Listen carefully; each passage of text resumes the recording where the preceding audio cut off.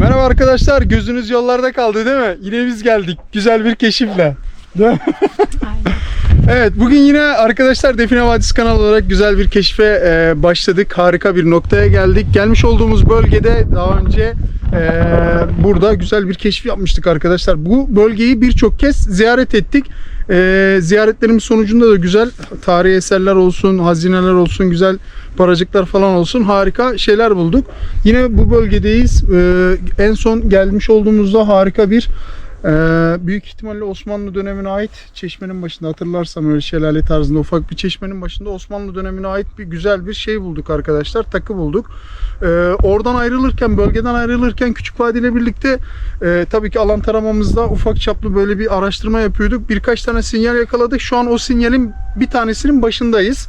Doğru mu? Aynen. Şu an gelmiş olduğumuz noktada arkadaşlar harika bir işaret yakaladık ve güzel bir sinyal yakaladık. Birazdan size o sinyali de göstereceğim.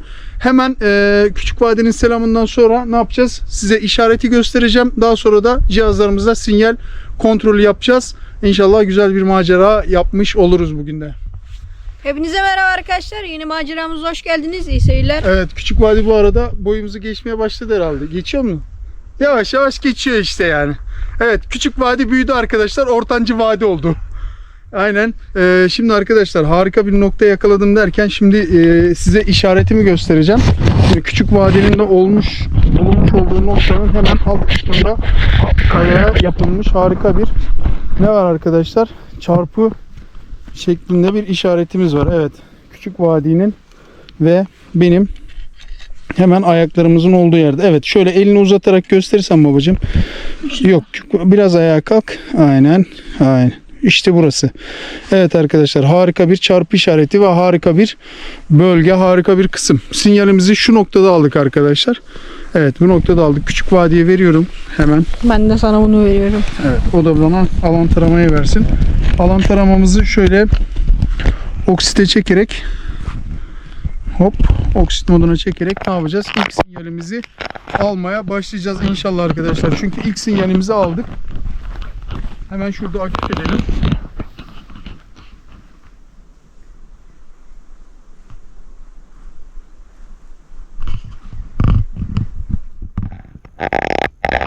Evet arkadaşlar, burada birkaç tane sinyal var bu arada. Ama bu bize en canlı gelen sinyallerden bir tanesi. Alan taramamızda aldık. Çarpı işaretimizin hemen 2,5-3 adım yukarısında arkadaşlar. Şöyle söyleyeyim size, bakın. 1, 2, 2,5 adım hemen yukarısında burada bir sinyal yakaladı alan tarama. Şu noktada. Evet, şu an oksit modunda ve yere sabit arkadaşlar.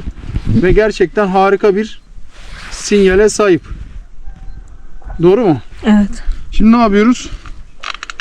Değerli modu alıyoruz. Değerli modda tekrar bakacağım. Hemen kaldırıyorum, aktif ediyorum. Bakın arkadaşlar, değerli modda da harika bir sinyal alıyor. Tabi yere tam paralel tutulması lazım. Bakın şu an taşın üzerinde sadece elimle tutuyorum. Ve hiçbir şekilde sağa sola oynama yapmıyor. Ve cihaz harika bir sinyal alıyor. Hemen ne yapıyoruz? Mineral modu alacağım arkadaşlar. Mineral modda da burada bir bakmak istiyorum. Şöyle mineral moddayız. Bakalım mineral modda ne diyecek. Evet, ters yönde kapama hareketi yaptı arkadaşlar. Mineral modda biliyorsunuz sağ sol yaparak mineral olup olmadığını bize bildiriyordu. Burada da herhangi bir mineralde bir şey yok. Bir de boşluk moduna bakarak diğer cihazlarıma geçeceğim. Evet, şöyle bir boşluk moduna geçiyoruz. Şu an boşluktayız arkadaşlar. Bakalım boşlukta ne diyecek. Evet, boşlukta da hiçbir tepkime yok gibi bir şey. Hemen hemen terse dönecek gibi bir durumu da var. Evet, alan taramamızı Bir şey diyeceğim, ben çok güzel bir yer buldum ha. Efendim? Benim diyorum burası mük. Gel bak şu açıya, her yeri alıyor. Aynen Bu öyle. tarafı, bu tarafı. Sen bu işi öğrendin. Number one diyebiliriz yani. Şimdi evet, şimdi arkadaşlar K37'mize şöyle bir aldık cihazımızı. Hemen onay tuşumuza bastık. Ses seviye ayarları diyor. sondaymış. Daha yeni görüyorsun gibi tepki Vallahi. verdin ha. Aynen. Şöyle kapattık. Işık. Seviye ayarlarının hepsini sona almış bu arada. Kim almış acaba? E moduna geçtik. Bütün materyaller. Hemen onay tuşumuza basıyoruz. Toprak analizi zemin ayarına geldik. Şöyle bir zemin ayarı yapayım.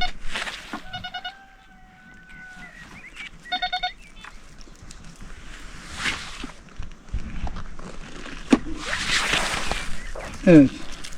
Şu an zemin ayarı modunda arkadaşlar. Zemin ayarı yapacak. Bakalım ne diyecek bize.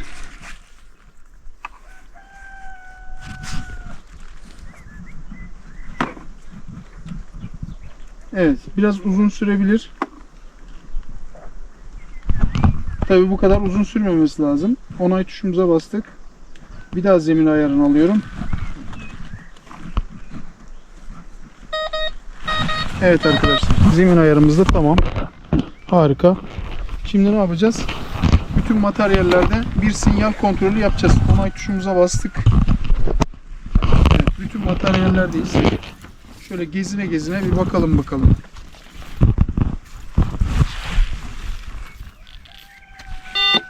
Evet. Alan taramanın döndüğü noktada hemen sinyali kapıya bakın. %90. Hemen ayrıma geçiyorum. %60 arkadaşlar ayrımda. Değerli. Evet, değerli. %60 değerli. Hemen otomatik moda geçiyorum. Otomatik moda bakalım ne diyecek. Şöyle ayrım yapa yapa gidiyor biliyorsunuz otomatik modda. Değerli yazıyor arkadaşlar, %90. Yani burada sinyal kaptığımız noktada harika bir gömü olma ihtimali çok ve çok yüksek. Beklemeye aldık. Hemen GR4'ümü alıyorum vakit kaybetmeden. GR4'ümüzü şöyle bir açalım. Evet. Biliyorsunuz GR4'ümüzün üzerinde ufacık bir ekranımız var. Evet, 3D tarama, canlı tarama, pinpointer, dosyalar, ayarlar. Ya ayarlara yanlışlıkla girdik. Evet, pinpointer moduna aldık arkadaşlar. Bakalım ne diyecek. Hemen kırmızılı görmeye başladı bile. Doğru mu? Evet. %82'leri gördü arkadaşlar. Evet, şu an gördüğünüz gibi %82 kırmızılık verdi. Şu bulunmuş olduğumuz noktada. Doğru mu? %82, 81. Evet, çarpı işaretimizin hemen üst kısmında. Çarpı işareti de o kadar belirgin ki arkadaşlar, buradan bile gözükebiliyor yani. Şöyle geldik. %82. Hemen buradan çıktık. Canlı tarama, 3D tarama diyoruz. Adım sayısı 3 diyor. Biz onu 5'e çıkaracağız. 2, 3, 4. Evet, adım 4. Sıraya geçelim. O da 4. Onay tuşuna bastık. Başla. 4'e 4 yaptık arkadaşlar. Bakalım nasıl bir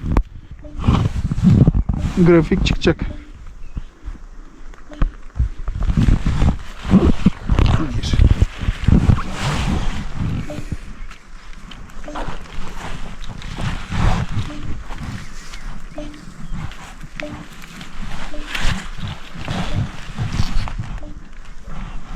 Sen 4 yapmadın mı? Niye 5-5 alıyorsun?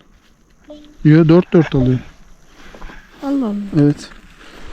Bak, kırmızılığı görüyor musun?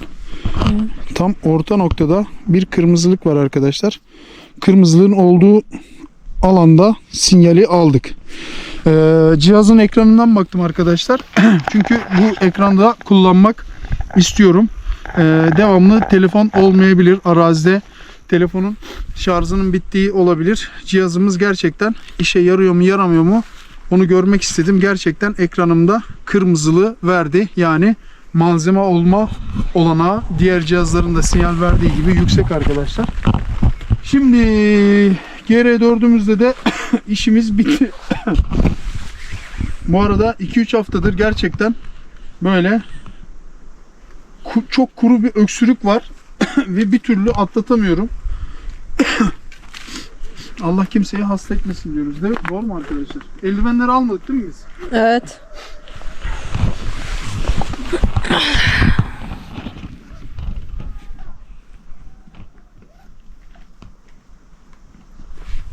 Benim eski eldivenler yok galiba. Boş ver, yenileri kullan. Aynen, yenileri giyeceğiz. Mecburen. Ya da eskiler var da kullanmıyorum. Eskiler mazide kaldı diyorsun. Ha? Ha. Evet arkadaşlar, eskiler mazide kalmış. Şöyle malzemelerimizi koyalım şuraya. Levyemiz nerede? Ha, mazi bilmiyorsan neyse. Baba, mazi neydi? Ne? Mazi ne demek? Yani eskide kalan, eskide yaşanmış olaylar. Mazide kalmış. Bak şurada bir çentik var, gelsene. Geçmiş gibi mi? Aynen öyle. Bak burada. Burada da bir kayada bu şekilde bir işaretimiz var arkadaşlar. Arasında da Bak. aynen öyle, dur. Yol işareti gibi. Arasında da şurada bir yuva yapılmış bir şey var. Şurası işaret arkadaşlar. İkinci işaretimizde yakaladık sayılır. Burada bir kısım var. Evet, en belirgin işaretimiz de burada arkadaşlar. Şöyle gelelim. Çarpıyı görebiliyor musun? Görüyorum. Ne? Evet. Evet arkadaşlar. Define işaretlerini bulmak Define Vadisi'nin işi. Doğru mu? Evet. Harika bir işaret diyebiliriz. Çarpı işareti. Şöyle murcu tam ortasına sok. Şöyle. Heh. Bir de yarılıyormuş şöyle, tamam mı? Biri bir tarafa, biri bir tarafa açılıyormuş. Geçen bu arada bizim kendi köyümüz arkadaşlar. Yaşamış olduğum köyde lahit mezarlar varmış. O köye gitmeyi planlıyorum. Çok lahit mezar olduğu, daha doğrusu lahit mezarlık varmış arkadaşlar. Mezarlık. Mezar da değil, Mezar da mezarlık. yani, mezarlık varmış. O yüzden Demişler bu kadar mezarların olduğu bölgeye gideceğim. İnşallah o bölgeye gittiğimde, o bölgeye ilk defa gideceğim. İnşallah o bölgeye gittiğimde sizlerle harika maceralar paylaşacağım. biz bu kadar kişiyi başka yerlere gömersek unuturuz. Biz bunları bir mezarlık yapalım. Toplu mezarlık yapmışlar. Gerçekten lahit mezarlığı varmış ama biliyor musun? Bizim yaşamış olduğumuz, eski yaşamış olduğumuz bölgede. Şehir arkadaşlar, yaşamış olduğum şehir kesinlikle değil. Hatta Ülke bile. 1000 kilometre uzakta diyebilirim yani size. Ülke değil mi? Aynı ülkedeyiz de 1000 kilometre uzaklıkta diyebilirim size. O yüzden oraya gittiğimde harika maceralar olacak. Özellikle lahit mezarlarının içine girmeyi çok istiyorum. Bahseden abi 1-2 tane lahit mezar açtığını ve içindeki kemikleri sağa sola çıkardıklarını, Abi nasıl anlatıyorsun? Mezarın içine girmek istiyor arkadaşlar. Abi ballandıra anlatmış yani galiba. lahit mezarın içine girip orada ne olup olmadığını dair bir merak var. Böyle kapıyı tıklat var ya, böyle müsait veren. Çalışıyorum. Kapıyı ben geldim. Açın, ben de geleyim yanınıza mı demek? Yok, öyle bir dünya yok tabi. Hadi bakalım. Evet, güzel çarpı işaretimizi bulduktan sonra, biraz da geyik yaptıktan sonra ne yapıyoruz arkadaşlar? Çalışma zamanı. Amelenin işi nedir? Çalışmaktır arkadaşlar. Hadi bakalım. Gel şimdi şuradaki kayalığı da göstereceğim. Evet, işareti yakalamış olduğumuz noktanın hemen şurada arkadaşlar. Kayalığın olduğu noktada ne var?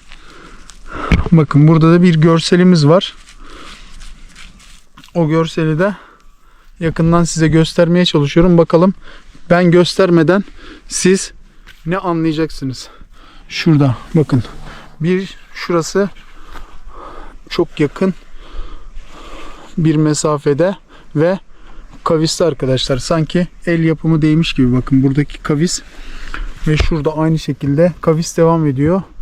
Harika bir nokta. Şurası sanki yığma gibi duruyor. Bakalım, çalışmaları başlatacağız. Kayalıklarımızın altından nasıl bir güzellik çıkacak hep beraber görelim.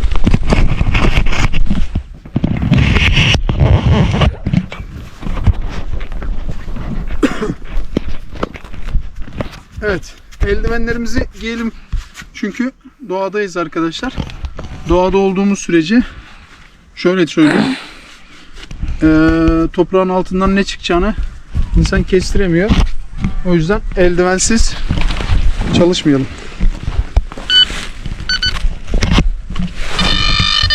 Evet. Şöyle bir doktor nidasında bir kontrollerimizi sağlayalım, doğru mu? Nidası değil, edası. Edasında.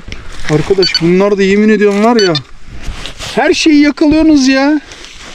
Sen nidası diyor. Nidası da olamaz mı? Olabilir ama değil mi? Olmaz mı? Olmuyor mu? Evet. Yanlış telaffuzdan dolayı kusura bakmayın arkadaşlar. Telaffuzdan. Telaffuz değil de. Evet. Hadi bismillah. İlk kayamızı açalım ha. Evet. İlk taşımız arkadaşlar. Hadi bakalım. Rabbim rast getirsin. Baba, Efendim abi. yakında sana web site yapacağım. Neden? Kodlamada şu an web site yapmayı öğreniyoruz ya. Aa. Ha. Sana şöyle güzel tasarımlı bir web site yapacağım. Aslan oğlum. Aboneleri de oraya bekliyorum. Değil mi? Aynen. Web sitemize bir ziyaret edersiniz artık. Artık çekilişleri falan oradan yaparsın. Öyle mi? Ha. Mantıklı.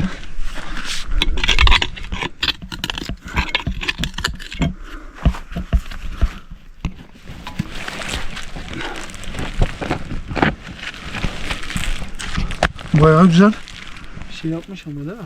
Aynen. Burası büyük ihtimalle yığma bir kısım.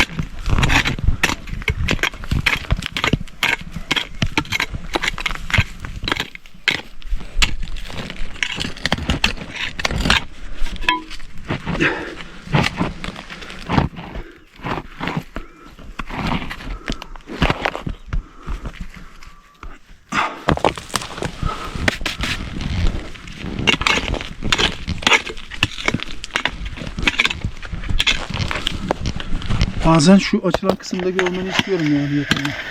Bu açıdan. Bak şurada. Burada şey var. Bayağı bir kayalık var yani aşağıda giden.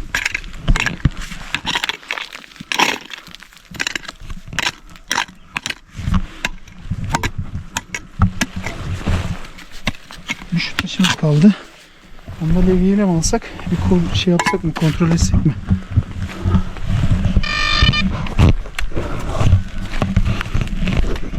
Ne diyorsun? Kontrol et bence.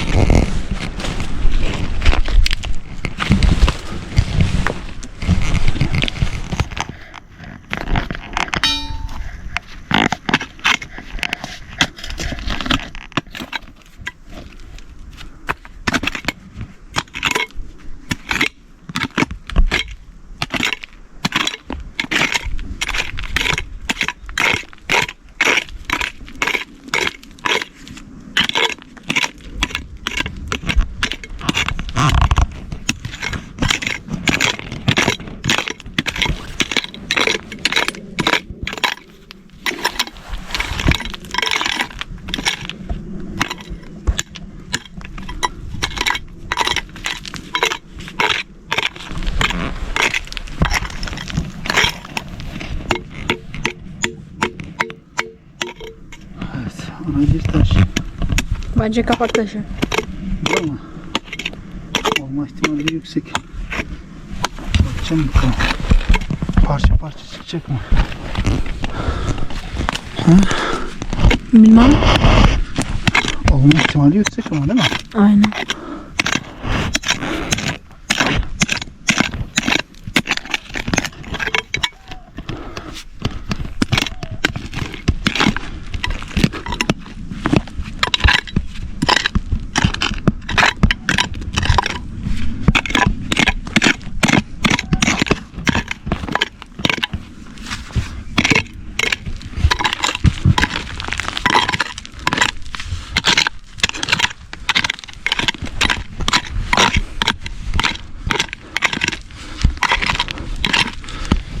kapak taşına benziyor.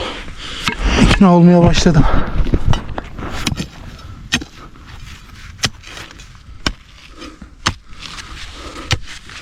Bakalım. Oynuyor mu? Oynayacak gibi de durmuyor.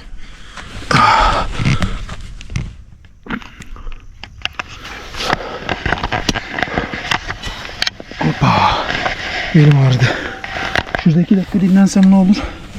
Dinlenmiş olursun. Evet arkadaşlar. Harika bir nokta. Hani ağaçlar var ya, yere doğru yaslanıyorum, çok rahat oluyor. Değil mi? Orası mı? Aynen ya. Vallahi Dikenlerden de şey olmuyor mont olduğu bu için. bölgeyi sevdim ben. Bu bölgede takılalım biz biraz. Bölgede bizi sevdi ama. İyi, misafirperver. Ağırlıyor yani. Birazdan çay da getirecek. Birazdan ikramlarda bulunacaklar. Birazdan ikramlar gelir. Ne bileyim, altın para, sikke. Aynen. Buradan manzara da güzel gözüküyor bu arada. Ama manzarayı çektim. Evet. Şöyle gölgeli gölgeli. Şöyle. Yorulduk ama değildi biraz. Uzandık vallahi, yapacak bir şey yok. Kusura bakmayın arkadaşlar. Biliyorsunuz amele adamız yani. Evde bu kadar rahat değilsin. Evde aynen biraz rahat değilim. Özellikle bilgisayar başında biraz fazla vakit kaybediyorum. O yüzden. Niye? Oyun mu oynuyorsun? Oyun oynuyorum. Oyunu çok seviyorum ben. Nereden uçuyor ya bu? Bende ötüyor. Evet. Arkadaşlar. Bu bize dayanacak herhalde biraz. İyi gibi duruyor ama sağlam gibi duruyor yani. Satın almak isteyen olursa ulaşsın bana bak. Arkadaşlar satabilirim yani. İkinci el, sıfır, hiç fark etmez bak. Görüyorsunuz. Güzel bir cihaz. Vallahi bizde yedekleri var bunların. Diğeri varken diyorum baba, diyorum al şunu, diyorum boş ver satarız diyor. Al baba şunu, diyorum boş ver satarız diyor. Ya baba al şunu, diyorum ya tamam, o dayandığı yere kadar dayansın diye. Evet arkadaşlar, cihazlarımızın mecbur yedeklerini bulundurmak zorundayız. Yedeklerimiz var yani, bilginiz olsun. Yani biz Mesela her an çekiliş yapabilir yani. Arazide cihazsız kalmayız arkadaşlar, bunu unutmayın yani. Arkadaşlar bak, arazide cihazsız kalmayız diyor, yedekleri evde. Sen nasıl arazide cihazsız kalmayacaksın? Araziye çıkarken cihazımın arızalanmadığını bilirim herhalde, değil mi? O kadar da değil yani. Belki sürpriz yapacak, nereden biliyor? Sürpriz yaparsa sürpriz olmuş olur.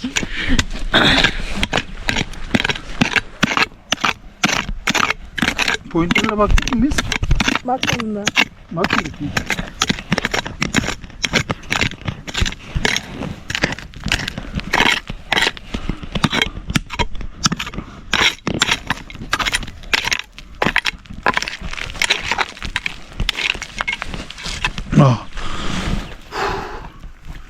Eğilerek çalışıyorsun ya, belin inanılmaz ağrıyor yani.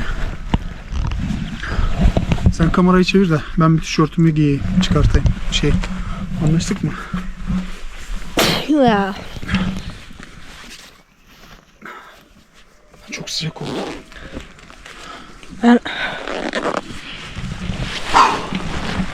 Evet arkadaşlar, biraz ısındım galiba. O yüzden kazanımı çıkarmak istedim. Böyle daha rahatım.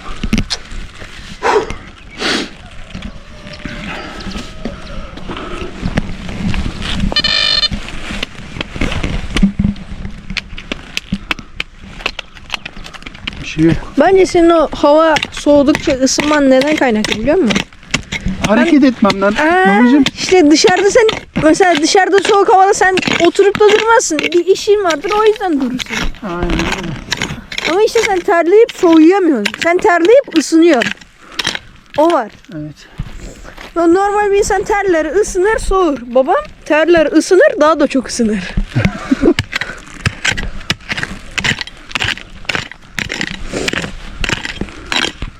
Şu kaya üzerinde çalışmamız lazım. Çekiş nerede? Gel bakalım.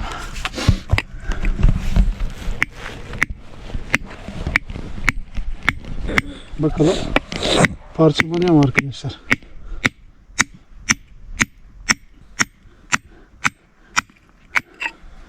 Parçalanıyor. Ama büyük bir kaya. Anladığım kadarıyla.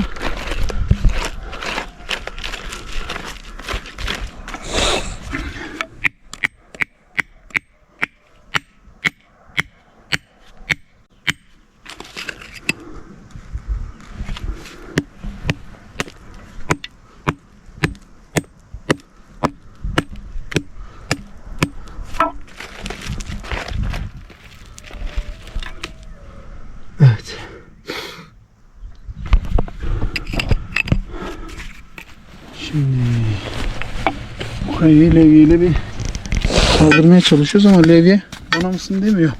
Taş. Yani levyeyi dinlemiyor valla. İyice açmamız mı icap ediyor? Anlamadım ben.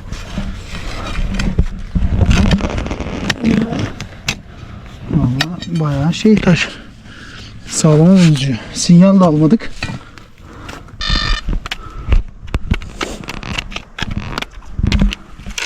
Yaklaş bakayım. Bak şurada bir yer var. Burası olma ihtimali var mı? Olabilir. Ha? Olabilir. Burada taşlar hareket etti.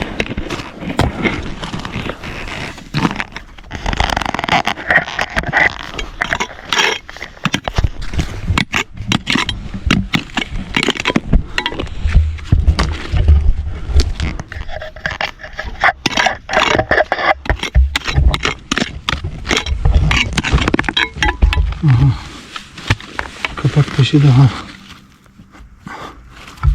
Evet, bir taş daha.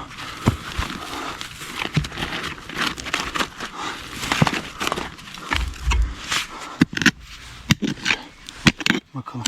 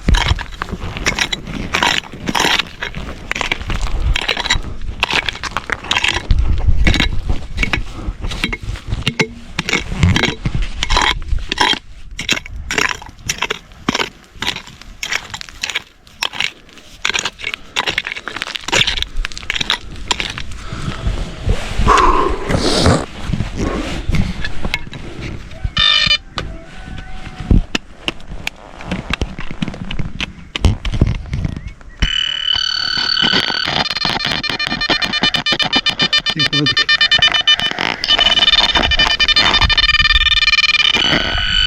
Yeşil. Aynen. Hadi bakalım. İşte bu işimizi kolaylaştırdı.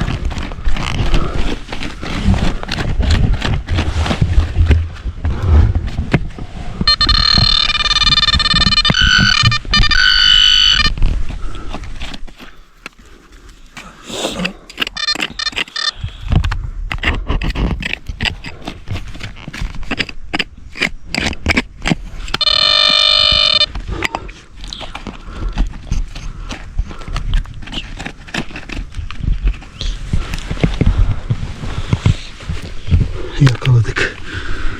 Ya bak. Bak. Yaklaş. Gördün mü? Evet. İşte bu. Hadi bakalım. Vallahi yakaladık. Hemen şunu şuraya koyalım. Bir dedektörümle bakacağım ben. Devamı var mı diye. Devamı var mı? Bekle.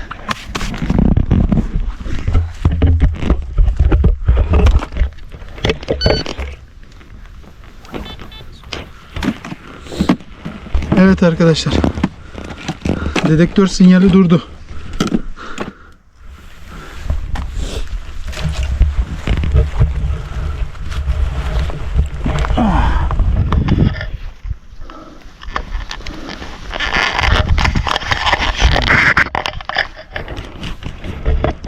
Büyük ihtimalle altın arkadaşlar.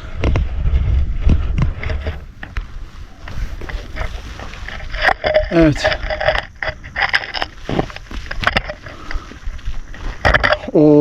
Osmanlı dönemine ait.